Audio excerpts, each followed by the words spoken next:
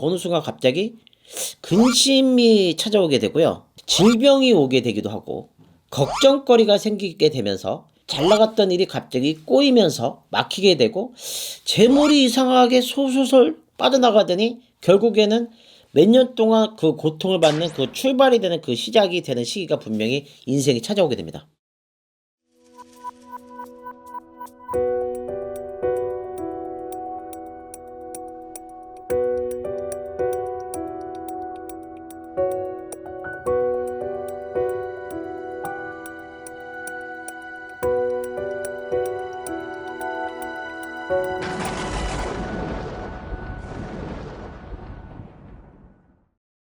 네, 선생님 안녕하세요. 안녕하세요.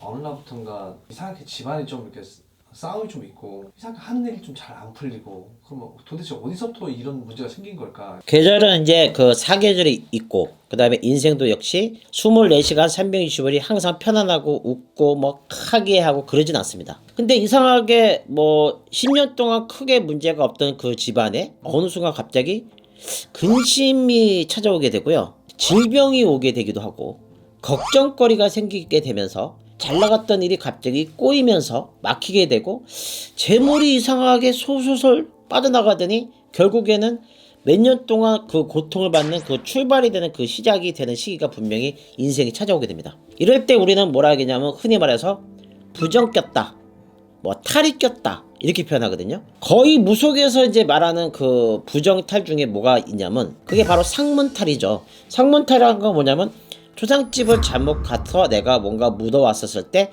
상문탈이 꼈다 얘기합니다. 사실은 상문탈이 아닌 다른 탈에 의해서 근심 걱정과 질병과 우환 또는 재물이 막히는 경우가 있는데 그걸 정확하게 이제 구분을 못 해가지고 속절없이 우리가 당하는 경우가 사실은 많아요. 또 무속인들이 무슨 말을 하냐? 산소탈을 얘기합니다. 산소탈. 예, 산소탈이라는 거는 산수를 잘못 썼거나 합장을 잘못했거나 뭐 이장을 잘못했거나 산소를 잘못 건드려 생기는 게 또 산소탈이에요. 이게 뭐냐면 사실 조상이 이 날짜에 원하지 않고 또는 합장이라든가 이장을 원하지 않는데 산소탈이 생기는 거가 생길 수가 있으세요. 탈은 정말 여러 가지가 굉장히 많아요. 또 우리가 흔히 결혼식을 날짜 잡잖아요. 이사를 갔을 때 날짜를 잡는 이유는 이사탈을 막기 위해서 날짜를 잡는 거예요. 또 이사탈 중에 또 뭐가 있냐면 날짜는 잘 잡았는데 터주나 성주하고 합이 없어서 이사탈이 생기는 경우도 있어요. 이럴 때 또한 잘 나갔던 사업이 갑자기 하루아침에 꼬꾸라지는 경우도 있으십니다. 그래서 탈의 종류는 굉장히 많죠. 그 중에 또 뭐가 있냐? 기물동토탈이라고 있어요. 동토탈하고 기물동토탈은 약간 틀리거든요. 흙을 잘못 따라서 생기는 게 동토탈이에요. 수리라는 건 집수리라는 거는 굉장히 중요하거든요. 성주의 허락하에 털을 건들든 고치든가 해야 되는데 성주의 허락 없이 건들게 되면 동토티나 동토탈이 납니다. 근데 사업이나 장사하시는 분들 중에 갑자기 손님이 엄청나게 많다가 하루아침에 손님이 반절로 되고 그게 또 몇 년 동안 지속되고 어느 때 또 손님이 계속 없는 경우가 있었을 때는 기물 동토탈을 의심하셔야 됩니다.